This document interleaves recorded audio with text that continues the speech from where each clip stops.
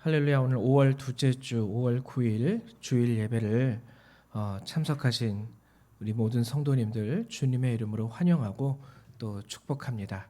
이 시간 다 같이 조용한 기도하심으로 5월 두 번째 주일 예배를 하나님 앞에 드리도록 하겠습니다. 우리 다 같이 기도합니다. 하나님이 이르시되 그가 나를 사랑한즉 내가 그를 건지리라. 그가 내 이름을 안즉 내가 그를 높이리라. 그가 내게 간구하리니 내가 그에게 응답하리라. 그들이 환난 당할 때에 내가 그와 함께하여 그를 건지고 영화롭게 하리라. 내가 그를 장수하게 함으로 그를 만족하게 하며 나의 구원을 그에게 보이리라 하시도다. 아멘. 사랑과 은혜가 많으신 하나님 참으로 감사를 드립니다. 오늘도 이 거룩한 주일 이 시간 주께서 하나님 이 예배를 우리 가운데 허락해 주시고 저희들을 불러주시고 예배자로 이 자리에 서게 하시며 주의 말씀을 듣고 찬송하며 기도하게 하심을 감사드립니다. 연약하고 부족한 저희들 오늘도 우리를 자녀 삼아 주신 주 예수 그리스도의 은혜로 말미암아 이 자리에 섰사오니 하나님 크신 은혜와 사랑과 긍휼하심으로 저희를 받아주시고 또 이 시간 우리 성도님들도 온전한 마음으로 주 앞에 영광 돌릴 수 있는 귀한 예배의 시간이 될 수 있도록 도우시고 축복하여 주시옵소서. 감사드리며 우리 주 예수님의 이름으로 기도했습니다. 아멘. 예, 우리 이 시간 다 같이 사도신경으로 우리 신앙 고백을 하나님 앞에 드리도록 합니다. 우리 다 같이 신앙 고백합니다. 나는 전능하신 아버지 하나님 천지의 창조주를 믿습니다. 나는 그의 유일하신 아들 우리 주 예수 그리스도를 믿습니다. 그는 성령으로 잉태되어 동정녀 마리아에게서 나시고 본디오 빌라도에게 고난을 받아 십자가에 못 박혀 죽으시고 장사된 지 사흘 만에 죽은 자 가운데서 다시 살아나셨으며 하늘에 오르시어 전능하신 아버지 하나님 우편에 앉아 계시다가 거기로부터 살아있는 자와 죽은 자를 심판하러 오십니다. 나는 성령을 믿으며 거룩한 공교회와 성도의 교제와 죄를 용서받는 것과 몸의 부활과 영생을 믿습니다. 아멘. 우리 이제 찬송가 3장 함께 찬양합니다. 송영 3장입니다.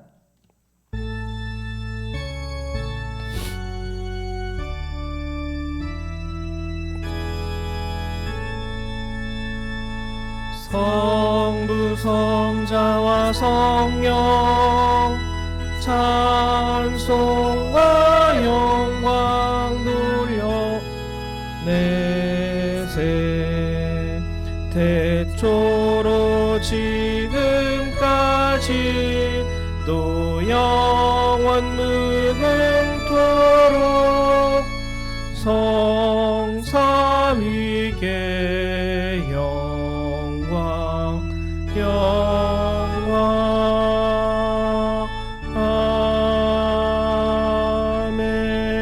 아멘. 찬송가 뒤에 있는 교동문 우리 98번 함께 교독하도록 하겠습니다. 교동문 98번입니다.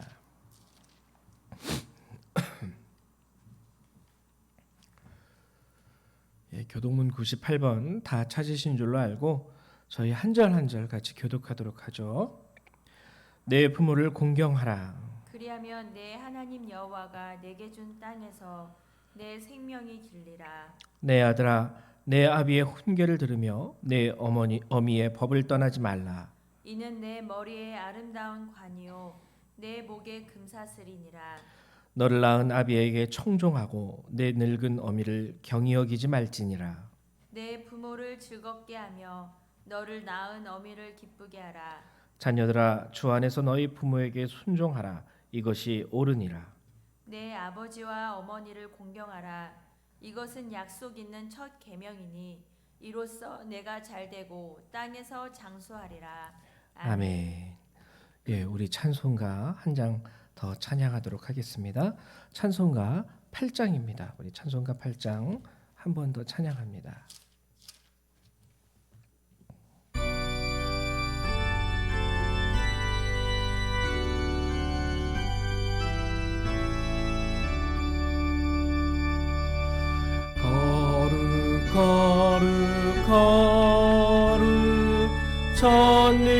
전능하신 주님, 이른 아침 우리 주를 찬송합니다.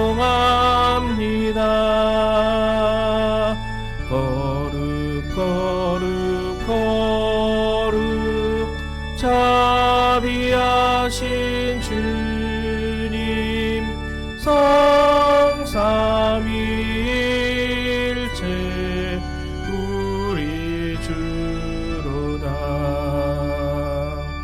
거룩 거룩 거룩 주의 보좌 앞에 모든 성도 면류관을 벗어드리네.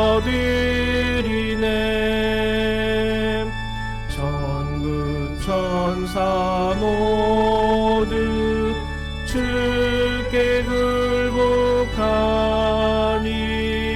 영원히 위에 계신 주로다.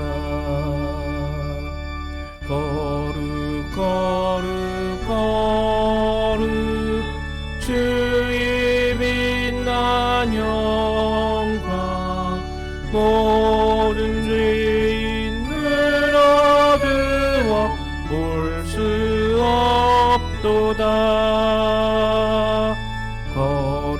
거룩하신 이가 주님밖에 없네. 온전히 전능하신 주로다.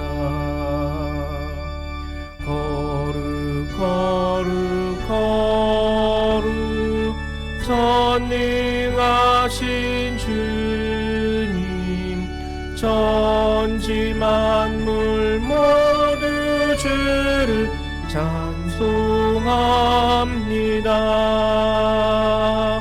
거룩 거룩 거룩 전능하신 주님, 성삼위일체 우리 주로다.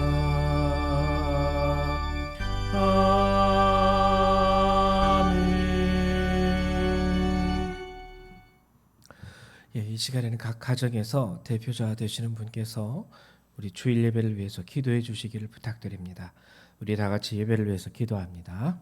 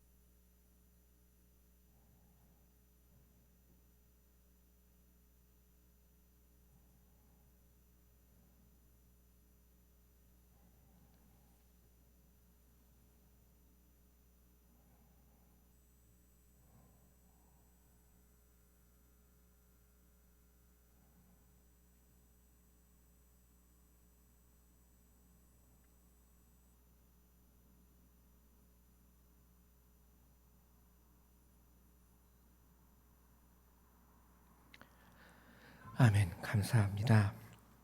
우리 하나님의 말씀 같이 한번 찾아보고 봉독해 보도록 하죠.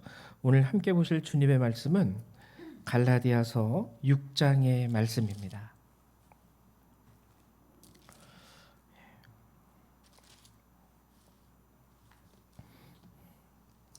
갈라디아서 6장 1절에서부터 10절까지의 말씀을 오늘 함께 나누도록 하겠습니다.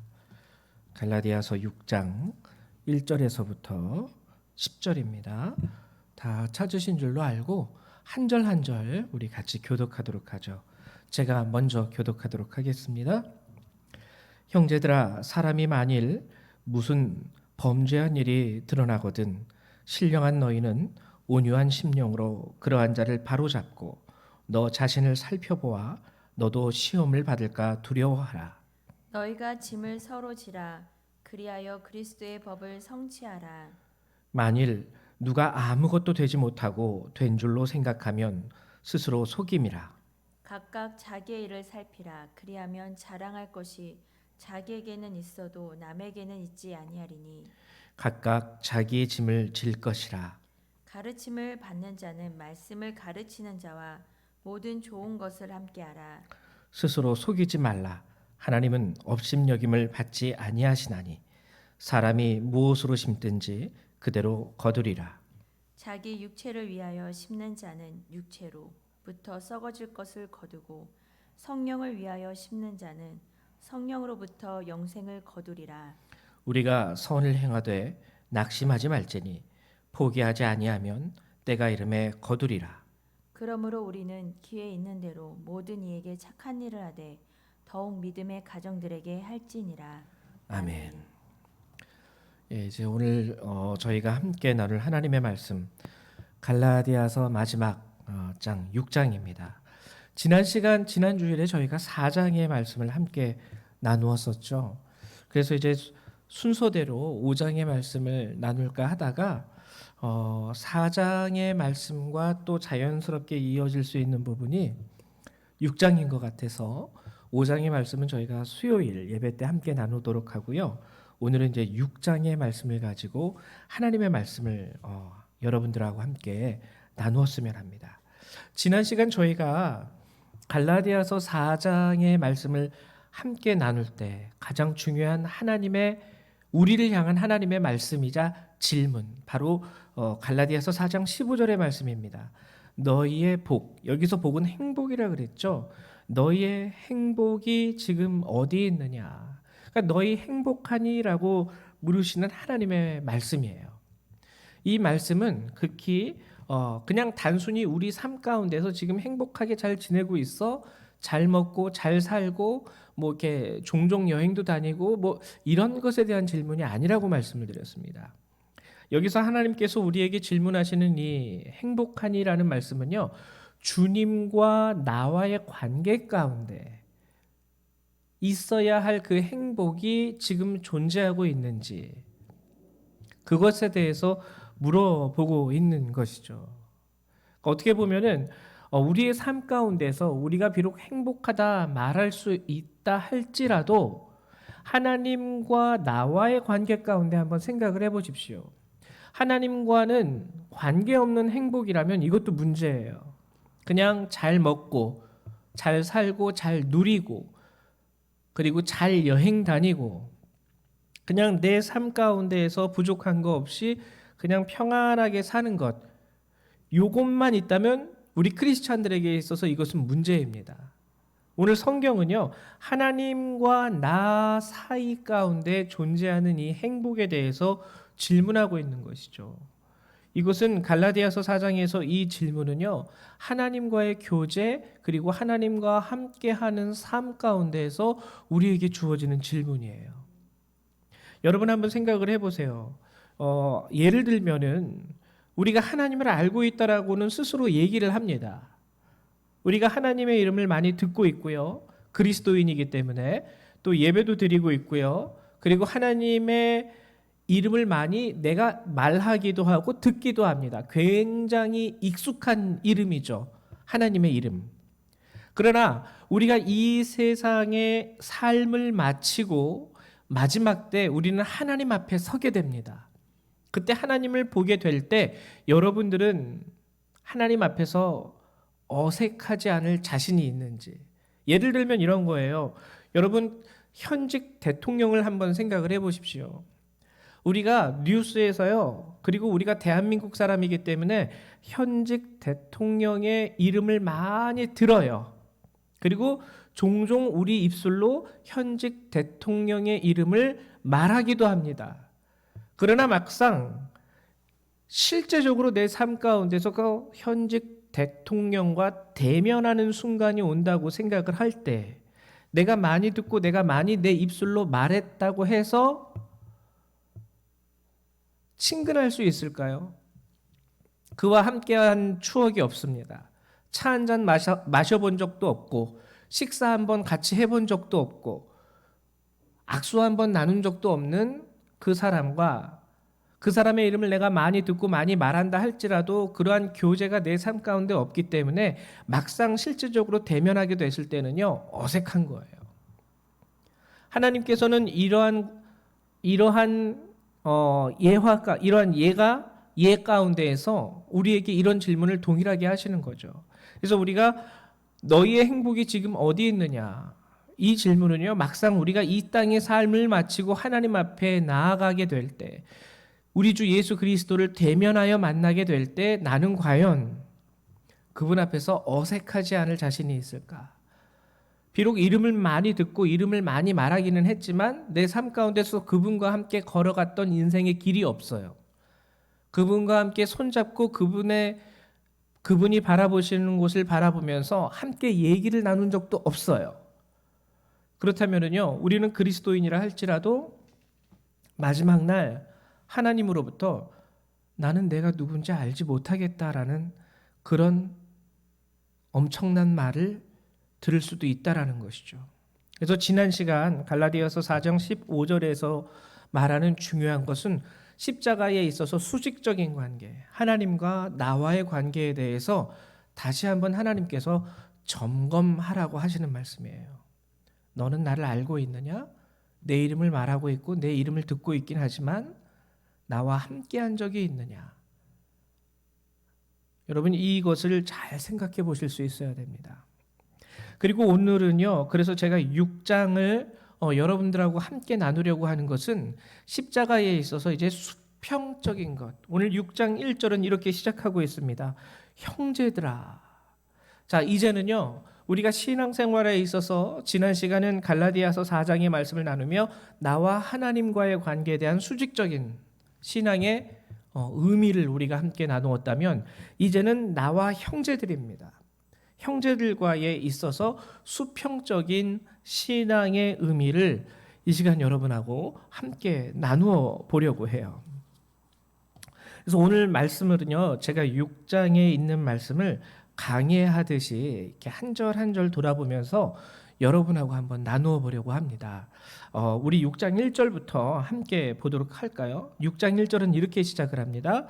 형제들아, 사람이 무슨 범죄한 일이 드러나거든 신령한 너희는 온유한 심령으로 그러한 자를 바로잡고 너 자신을 살펴보아 너도 시험을 받을까 두려워하라. 6장에서 형제들과의 관계 가운데 신앙인으로서 우리가 가져야 할 믿음의 자세, 신앙의 자세는요, 크게 네 가지로 우리가 요약해서 알아볼 수 있습니다. 그 첫 번째가 1절에 나오는 말씀인데요. 여기에 나오는 말씀의 핵심은 뭐냐면 범죄한 일이 있을 때 내 주변에 있던 다른 형제들이, 다른 자매들이, 하나님의 자녀들이 범죄한 일을 있을 때 그것이 드러나거든 온유한 심령으로 그러한 자들을 바로잡아줘라. 이것이 첫 번째 오늘 우리 형제들에 대한 믿음의 자세예요. 근데 여기서 중요한 조건이 있습니다.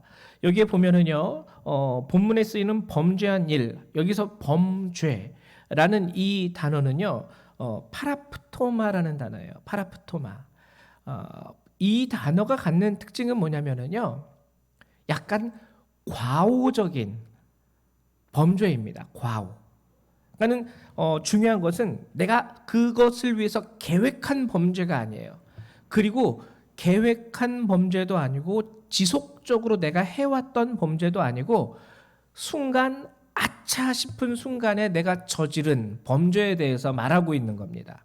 그래서 이렇게 잘 살았는데 사람이 그렇잖아요. 아무리 올바라도요. 여러분 우리가요 두 다리로 잘 걷는다 할지라도 어느 순간 어떻게 어디서 미끄러져서 넘어질 수도 있잖아요. 그러한 과오적인 범죄를 말하는 거예요. 순간적인 실수와 같은. 그래서 모든 사람들에게는요 유혹이 다가옵니다. 살아가다 보면 그 유혹에 있어서 아차 싶은 순간에 넘어가 버렸어요. 그리고 넘어가 버린 순간에 보니까 죄를 저지르고 만 거예요. 이러한 범죄가 바로 오늘 본문에 나오는 그 범죄 파라프토마라는 단어의 원 뜻입니다. 그러니까 이것은요, 계획된 범죄, 그리고 아주 지속적인 범죄에 대해서 바로 잡아주라는 말이 아니에요. 그런 범죄는 하나님 앞에 징벌을 받게 됩니다. 돌이키지 않으면 지적을 해주지만 정말 양심에 화인 맞은 자처럼, 그럼에도 불구하고 또 악한 일을 계획하고 악한 일을 세우고, 그러한 범죄에 대해서 얘기하는 것이 아니라 정말 유혹에 넘어가서 아차 하는 순간에 한 번의 실수로. 그래서 이런 범죄가 가지는 특징 중에 하나는 뭐냐면은요, 그 범죄를 저지른 자가 순간 당황하게 돼요. 내가 무슨 일을 한 거지? 이런 식으로 당황하게 되고, 또는 그 순간에 모르고 나중에 아이고 내가 그렇게 했던 게 실수였구나, 이런 결과를 가지고 왔네. 이런 것은요, 정말 우리가 살아가다 보면 예수를 잘 믿는 사람들도요, 이런 일로 인해서 한두 번쯤은 넘어질 수 있어요. 그게 인생이에요. 이런 일에 대해서 오늘 성경이 우리들에게 얘기하고 있는 것은 온유한 심령으로 그러한 자를 바로잡아줘라, 그렇게 얘기하고 있는 것이죠. 이것이 첫 번째 우리가 가져야 할 믿음의 자세입니다. 우리 형제와 자매들에 대해서. 근데 여기서 또 한 가지 중요한 말씀이 있는데요, 바로 잡다라는 말씀이에요. 온유한 심령으로 그러한 자를 바로 잡아주라고 했습니다. 이 바로 잡다라는 말이 또 중요한데요, 이 바로 잡다라는 말씀은 무슨 뜻이냐면 어긋난 뼈를 다시 이렇게 제자리에 껴 맞춰주다, 그러니까 접골하다라는 뜻입니다. 여러분 중에 저도 어렸을 때 그러한 경험이 많이 있는데, 어깨가 빠지는 경우, 탈골되는 경우가 종종 있잖아요. 그럼 병원에 가서 이렇게 뚝딱뚝딱 해가지고 어깨뼈를 다시 착 맞춰줍니다. 여러분 잘 생각해 보세요. 뼈가 어긋남으로 인해서, 쉽게 말하면 어깨뼈가 탈골이 됐어요. 고통은 느끼죠. 아픔은 느끼죠. 근데 어깨뼈가 탈골됐다고 해서 죽는 사람 혹시 보셨습니까? 만약에 우리가 우리 몸속의 장기에서 출혈을 일으킨다든지, 우리 몸속에 어떠한 장기 가운데서 염증이 생긴다든지, 뭐 이런 것은요, 죽음으로 직결될 수 있어요. 그러나 단순히 어깨뼈가 탈골됐다 그래서 죽는 사람은 없습니다. 이게 무슨 뜻이냐면요, 어찌 보면 죽음에 이르지 않을 만큼 굉장히 가벼운 죄예요. 아예 누구나 다 실수할 수 있지, 누구나 다 그렇게 넘어질 수 있는 거야, 괜찮아. 바로잡지 않고 넘어가는 경우가 우리 가운데 많이 있다라는 거예요. 바로잡지 않고 죽는 거 아니니까. 탈골이라는 거 죽지는 않아, 걱정하지 마. 그거 탈골됐다 그래서 죽는 사람 없어. 근데 바로잡지 않은 상태에서 그냥 그 상태에서 끝나는 거예요. 아유, 죽는 병 아니니까 괜찮아 하고선 그냥 넘어가 버린다. 그럼 여러분, 탈골이 되었을 때 그 뼈를 바로 잡아주지 않으면요, 죽지는 않겠지만 심각한 장애를 가져다 줄 수 있어요. 고관절이 어긋났을 때, 무릎뼈가 어긋났을 때, 발목이나 팔목이나 손목이나 어깨가 탈골되었을 때, 탈골된 그 뼈를 다시금 접골하지 않으면, 그렇게 해서 오랜 시간이 지나면 영구적인 장애로 남습니다. 우리 신앙 가운데도 동일해요. 우리가 같이 신앙생활을 하다 보면 우리 형제와 자매들에 대해서, 맞습니다, 가벼운 실수처럼 보이는 죄의 부분일 수도 있어요. 근데 그것을 우리가 그 순간 잡아주지 않으면요, 뭐 죽는 거 아니니까, 심각한 거 아니니까, 누구나 다 그런 죄에 한 번쯤은 걸려 넘어질 수 있는 그런 부분이니까 하고선 가볍게 넘겨버린다면, 우리 가운데 신앙생활을 하는 우리의 삶 가운데 커다란 영적인 장애를 가져다 줄 수 있습니다. 믿음 생활의 장애, 신앙생활의 장애를 줄 수 있다는 것이죠. 그래서 오늘 첫 번째로 1절에서 형제들에 대해서 하는 말씀 중에 중요한 것은, 이러한 유혹으로 인해서 한 번 쓰러지는 범죄, 그것을 여러분들이 가볍게 여기지 말고 그것에 대해서 막 질타하고 정죄할 필요는 없어요. 바로잡다라는 것은 접골시켜주는 것이지 너 왜 그랬어? 그러지 말았어야지 하고서 정죄하는 것은 아닙니다. 그렇다고 무시해서도 안 되는 거예요. 가벼운 거니까 그냥 아예 됐어 그냥 넘어가자라고 얘기해서도 안 된다라는 거예요. 그래서 이러한 범죄에 대해서 우리가 온유한 심령으로 그들을 바로잡아주는 것, 이것이 우리 수평적인 믿음의 형제들에 대한 자매들에 대한 믿음 생활의 첫 번째 하나님의 말씀입니다. 그럼 두 번째는 무엇이냐면 2절에 하시는 말씀이 너희가 짐을 서로 지라 그리하여 그리스도의 법을 성취하라. 결국에 그리스도의 법을 성취하라가 핵심이에요. 이 그리스도의 법을 성취하는 첫 번째 방법이 바로 1절이고요. 그 다음에는 2절에서 뭐라고 얘기하냐면 짐을 서로 져라. 이 말씀은 굉장히 신약 성경에 있어서 우리에게 있어서 중요한 말씀입니다. 왜냐면은요, 여러분 혹시 제가 읽어드릴까요? 누가복음 11장 46절에 예수님께서 바리새인들과 서기관들과 율법사들에 대해서 굉장히 질타하시는 말씀이 하나 있어요. 그게 뭐냐면 누가복음 11장 46절의 말씀을 제가 읽어드리도록 하겠습니다. 그것은 뭐냐면 이르시되 화 있을진저 또 너희 율법 교사여 지기 어려운 짐을 사람에게 지우고 너희는 한 손가락도 이 짐에 대지 않는도다. 여러분 이것이 율법의 특징이에요. 율법은요 남에게 짐 주어줍니다. 남에게 짐 주어주고 나는 한 손가락도 까닭 안 해요. 이 율법사들의 그 당시의 행태가 무엇이었냐면 당신 이거 해야 돼. 이것이 하나님의 말씀이고 이것이 율법이야. 당신 저것도 해야 돼. 근데 이 율법이 너무 그 사람이 감당하기에 무겁습니다. 옆에서 도와주지 않아요. 해야 되는 거기 때문에 그 사람이 하는지 안 하는지 이것만 막 지켜보고 있는 거예요. 무섭게. 감독관처럼. 이 예수님이 그것에 대해서 짐을 같이 나눠지지 않고 너는 손가락 하나도 까딱하지 않으면서 지기 어려운 짐을 남에게만 지라고 자꾸 얘기하는 너. 그러면서 그 율법 교사한테 주님이 하신 말씀은 화 있을진저였습니다. 이것은 율법이에요. 율법. 율법이 가지는 특징. 근데 오늘 성경이 우리에게 하시는 말씀은 그리스도의 법. 율법이 아닌 그리스도의 법. 오늘 새롭게 그리스도의 법을 성취하라고 성경은 우리에게 얘기해 주고 있는 것이죠.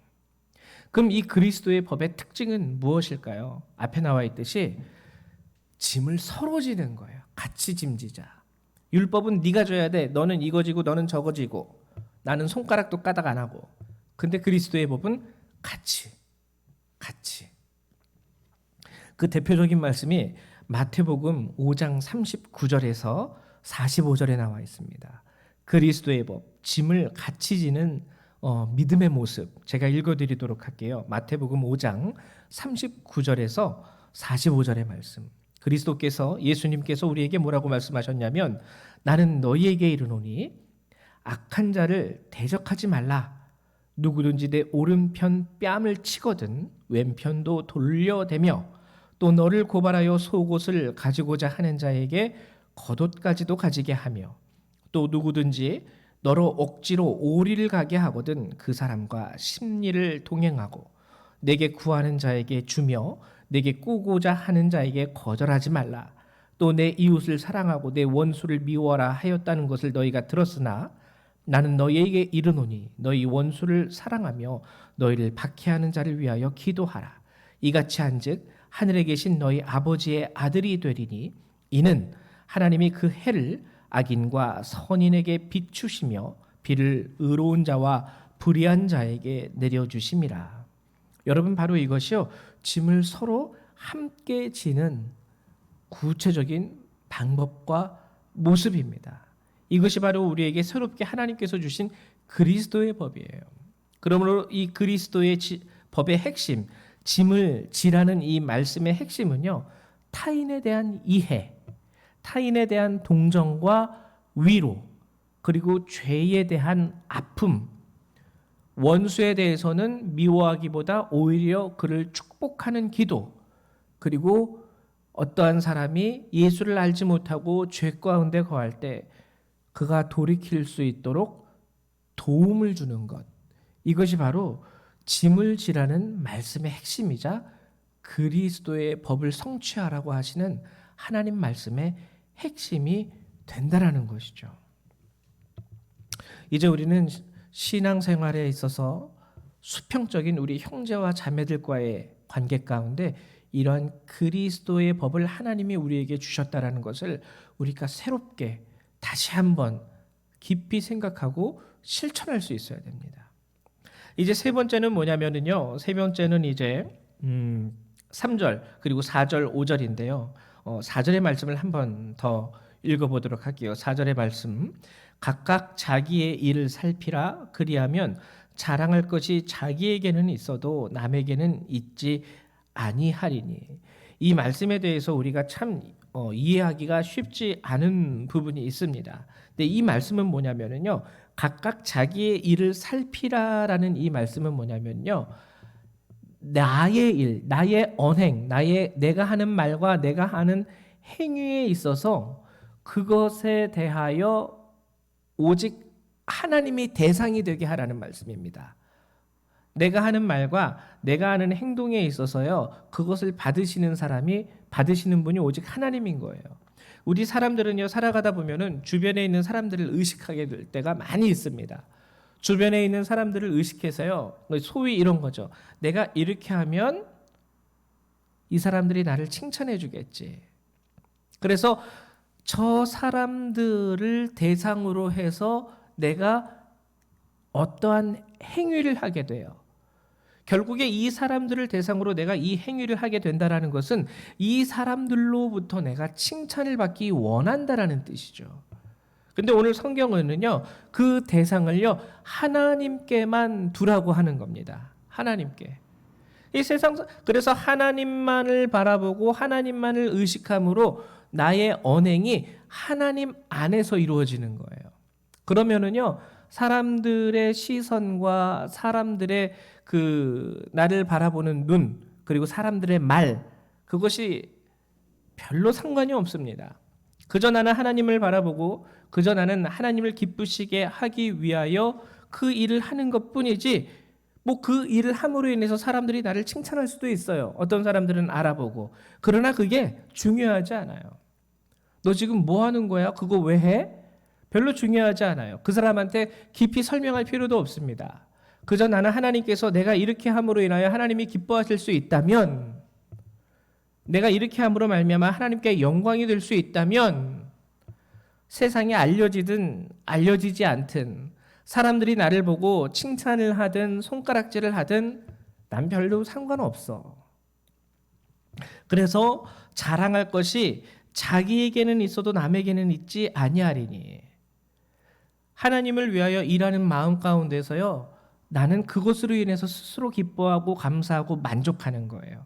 그 기쁨이, 그 만족이 나에게만 있는 거예요.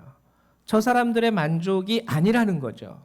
그들이 만족해서 네가 이렇게 했구나라고 칭찬하는 것에 대해서 신경 쓰지 않는다라는 거예요. 우리가 세 번째, 오늘 성경이 하시는 말씀은 우리 신앙생활 가운데에서 우리가 칭찬받으려고 하는 것이 있을 때에 그것에 대한 대상을 사람이 아닌 오직 하나님 앞에 보여지고 드려지게 해라. 오직 하나님 앞에만. 이것이 오늘 우리에게 주시는 세 번째 말씀입니다.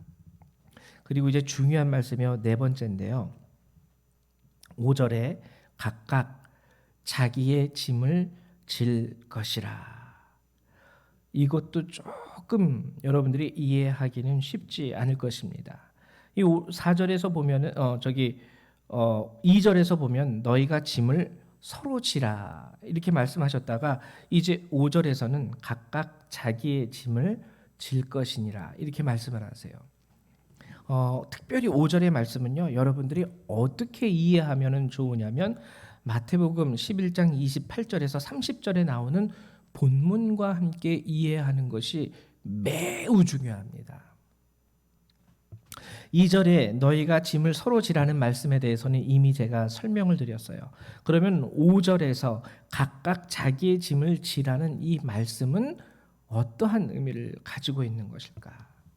여러분, 마태복음 11장 28절에서 30절에 나오는 말씀은요. 어떠한 말씀이냐면 여러분들이 스스로 찾아보셔도 되겠지만 여기에 있는 말씀은 뭐냐면 내 멍에를 메라라는 주님의 말씀이에요.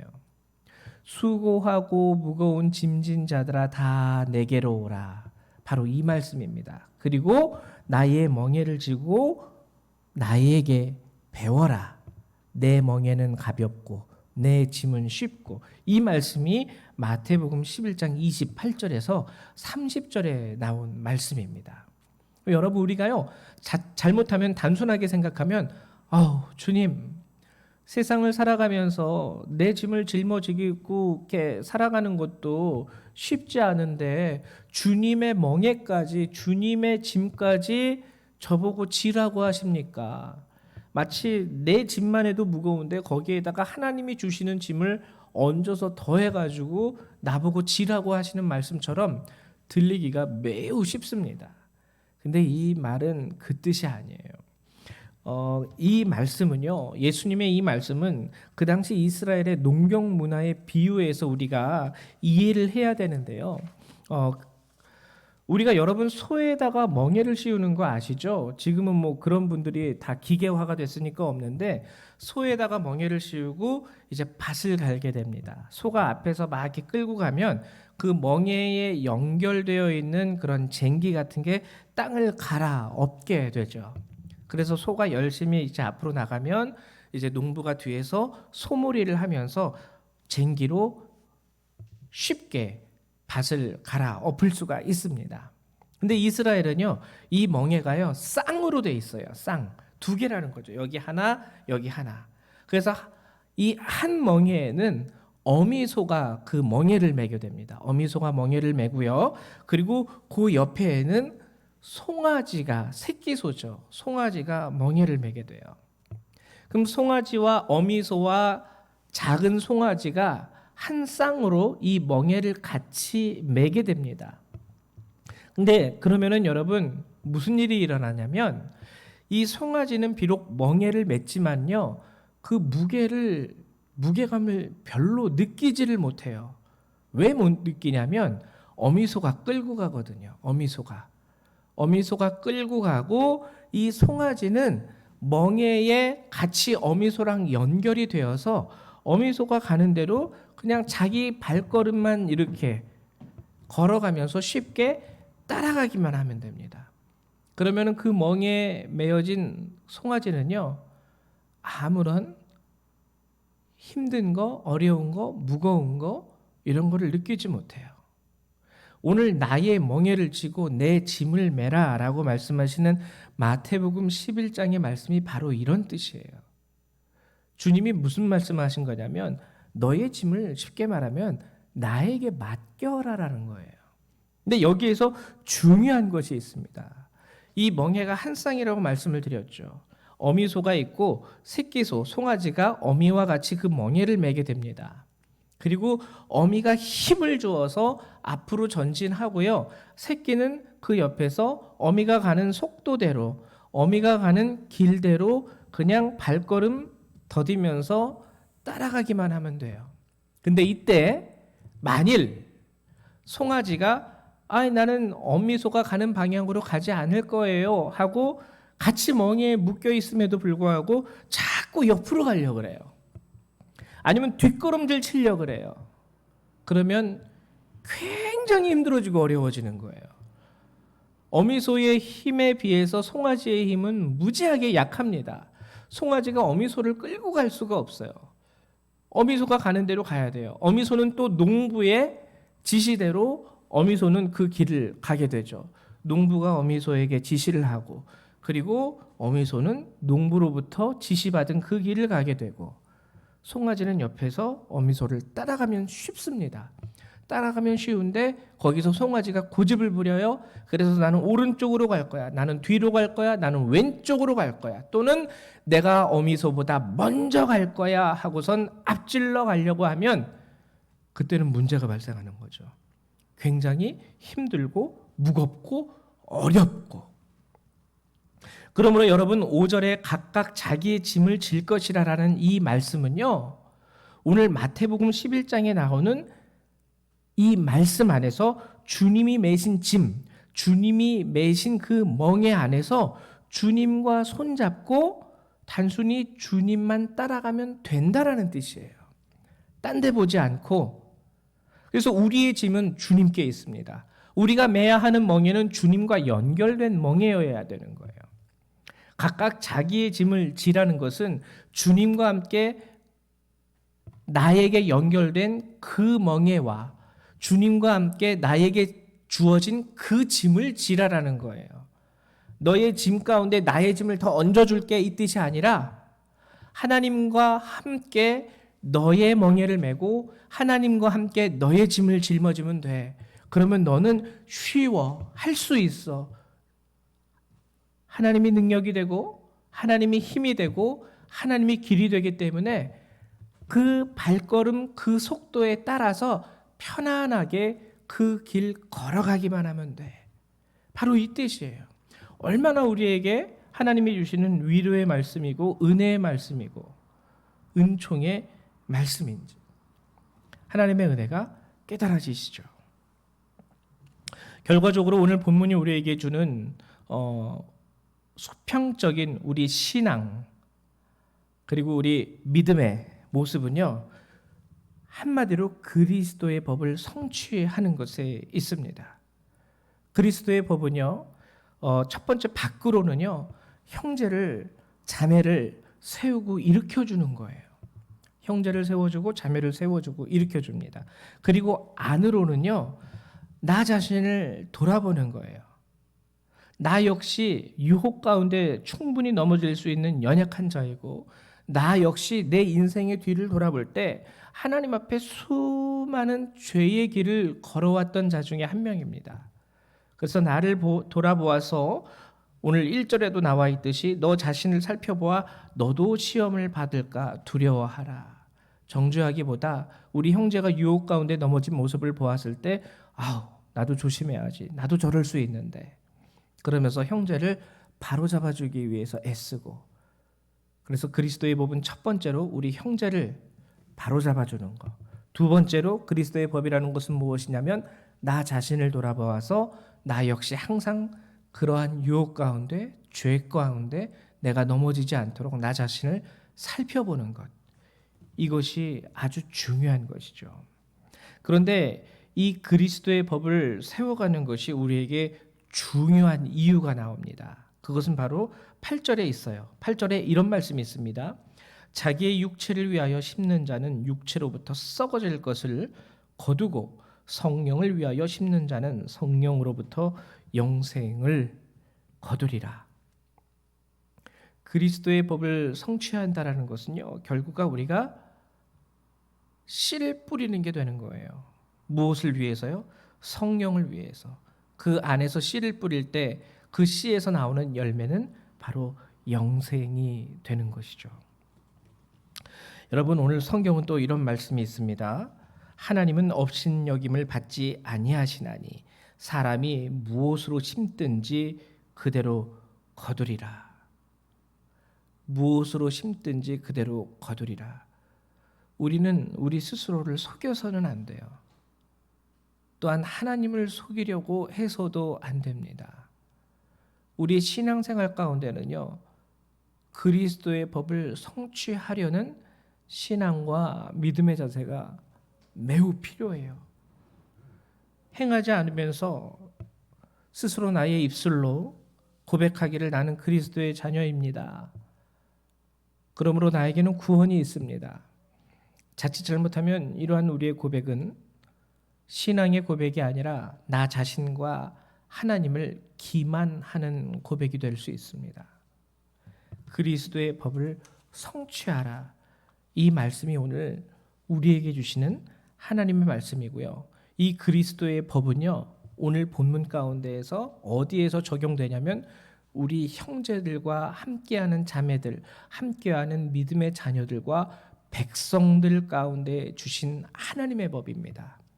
그리스도의 법. 오늘 간절히 바라기는 여러분 각 사람이 오늘 갈라디아서 6장 1절에서 10절까지의 본문을 다시 한번 깊이 새기면서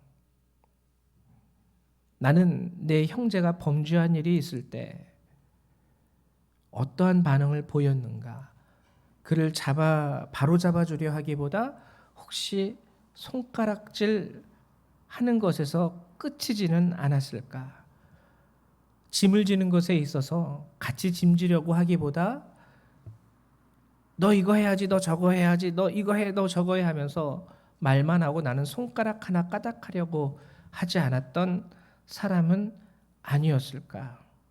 그리고 또 자랑함에 있어서 하나님께만 드려야 하는 나의 삶의 모습, 그것의 대상을 사람들로 옮기고 내 신앙 가운데에서 사람들로부터 받는 칭찬, 사람들로부터 받는 대우, 그것에 더 중점을 두고 살아오지는 않았는지. 그리고 마지막으로 주님과 함께 멍에를 지지 못했다든지, 주님과 함께 멍에를 지었다 할지라도 하나님을 따라가기보다 내 스스로가 빨리 가려고, 아니면 오른쪽으로, 아니면 뒤로 왼쪽으로 내 주관을 가지고 움직이려 한 것은 아닌지, 여러분들 이것을 꼭 기억하셔서 여러분들 삶 가운데 그리스도의 법을 이루어 가실 수 있는 저와 여러분 되시기를 주님의 이름으로 축원드립니다. 제가 잠깐 기도하도록 하겠습니다. 사랑과 은혜가 많으신 하나님, 참으로 감사를 드립니다. 오늘도 주께서 가정의 달을 맞이하여 이 두 번째 주일, 어버이 주일, 하나님, 부모님이 가장 바라고 원하는 모습은 형제들 가운데 서로 사랑하고 우애하고 서로 아끼고 존중하는 것이 우리가 부모에게 가장 효도할 수 있는 본질이라는 것을 하나님 알고 있습니다. 하나님, 이제 우리의 아버지 되신 주 하나님, 주님 앞에 또한 우리가 드려야 할 참된 신앙의 효도, 이것은 우리가 형제들 가운데에서 그리스도의 법을 성취하는 것임을 믿습니다. 하나님 도와주셔서 그간은 알지 못하고 깨닫지 못하여 우리 형제와 자매들에 대하여 우리가 손가락질했던 모습이 있다면, 짐을 서로 지지 못하고 하나님 외면한 적이 있다면 하나님 이제 용서하여 주시고, 이제 오늘 말씀처럼 하나님 내 형제를 바라보아 하나님 그들을 도울 수 있고, 또 내 자신을 바라보아 하나님 나 또한 빠질 수 있는 모든 유혹의 죄 가운데에서 나를 일으킬 수 있는 그러한 자가 될 수 있도록 하나님 도우시고 역사하여 주시옵소서. 오늘도 함께 하신 주님의 은혜 감사드리며 주 예수님의 이름으로 기도했습니다. 아멘. 네, 감사합니다. 이 시간에는 찬송가 220장 함께 찬양하시면서 준비하신 예물을 하나님 앞에 드리도록 하죠. 찬송가 220장입니다.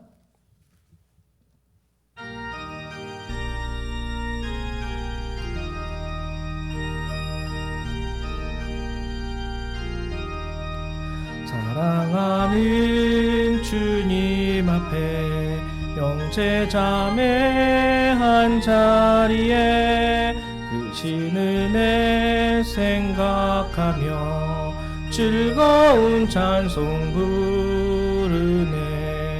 내 주 예수 본을 받아 모든 사람 내 물같이 완난 근심 위로하고 진심으로 사랑하세. 사랑하는 주님 앞에 온갖 충성 다 바쳐서 괴로우나 즐거우나 주님만 힘써 섬기네. 우리 주님 거룩한 손 제자들의 발을 씻어 남 섬기는 종의 도를 몸소 행해 보이셨네. 사랑하는 주님 예수 같은 주로 섬기나니 한 몸 이루 형제여 친구들이여 한 몸같이 친밀하고 마음으로 하나 되어 우리 주님 크신 뜻을 지성으로 준행하세. 아멘. 예, 들으신 예물을 위해서 잠깐 기도하겠습니다. 사랑과 은혜가 많으신 하나님 참 감사를 드립니다. 하나님 오늘도 저희를 불러주시고 이렇게 주님 앞에 예배드리게 하시고 주의 귀한 말씀을 듣고 깨닫게 하심을 감사드립니다. 오늘 우리 성도님들이 또한 감사한 마음으로 작은 예물을 구별하여 주님 앞에 내어드립니다. 하나님 감사로 드리는 이 예물 주께서 귀하게 받아주시고 세상의 그 무엇보다도 아름다운 예물로서 하나님 이 예물을 취하여 주시옵소서. 하나님 또한 어려운 삶 가운데에도 예물을 드리는 우리 성도님들이 있습니다. 각각 저들의 삶을 주께서 돌아보시사 매 순간 하나님의 크신 은혜와 능력으로 저들을 도우시고 하나님 사랑하는 주의 백성들 주의 이름을 구하며 주의 도우심을 바랄 때 하나님 저들의 삶 속에 찾아가시사 저들을 일으켜 세워주시고 능력 있게 하시고 하나님의 새 은혜와 능력으로 능히 감당하게 하여 주시옵소서. 오늘도 우리의 예물을 받아주심에 감사드리며 주 예수님의 이름으로 기도했습니다. 아멘. 네, 감사드립니다. 교회의 소식을 잠깐 알려드리도록 하죠. 오늘 어버이 주일이죠. 그래가지고 저희가 65세 이상 되신 분들께 교회에서 작은 선물을 준비했습니다. 혹시 교회 오지 못하신 분, 그래서 이 영상으로 예배를 드리시는 분들은 그 다음 주나 그 다음 주에라도 나오시면 저희가 드리도록 하겠습니다. 아니면은 저희가 신방을 가서 선물만이라도 전달해 드리도록 하겠습니다. 그래서 꼭 혹시나 저희가 빠뜨리신 분이 있다면 서운해하지 마시고 연락을 주시면 돼요. 요즘에 코로나로 인해서 많은 분들이 또 오지 못하시고 또 오셨다가 안 나오시고 이런 분들이 있어가지고 저희가 이렇게 확인하면서 이렇게 숫자를 계수하다가도 한두 명 또 저희도 인간이기 때문에 빼먹을 수가 있어요. 그러니까는 서운해하지 마시고 꼭 연락을 주시면은 저희가 소정의 교회에서 드리는 작은 선물 65세 이상 되시는 어르신들 그분들께 전달해 드리도록 하겠습니다. 예, 그 외에 다른 광고사항은 여러분들 주보를 참고하시면 될 것 같아요. 예, 찬송가 1장 함께 찬양하시고 축도하심으로 예배를 마치도록 하죠.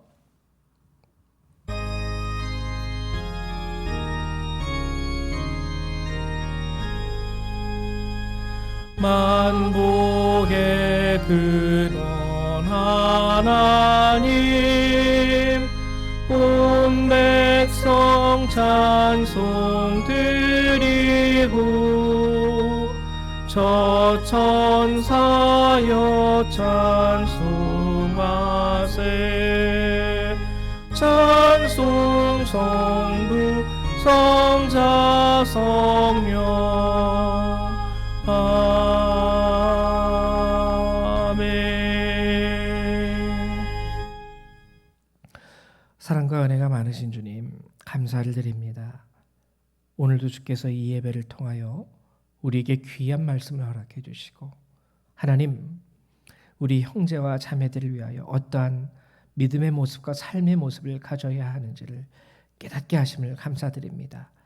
이제 주께서 이 말씀을 그리스도의 법으로 우리에게 허락해 주셨으니 하나님 그 법을 성취해 감으로 인하여 하나님 약속하신 하늘나라의 유업을 우리가 얻을 수 있는 자가 다 될 수 있도록 도우시고 축복하여 주시옵소서. 이 예배를 마치고 떠나가는 모든 주의 백성들, 주님의 성도들 가운데 그들의 머리 위에 그들의 삶 가운데 하나님의 은혜와 예수 그리스도의 사랑과 성령의 능력이 늘 항상 함께하여 주시기를 성부 성자 성령 하나님의 이름으로 간절히 축원하옵나이다. 아멘.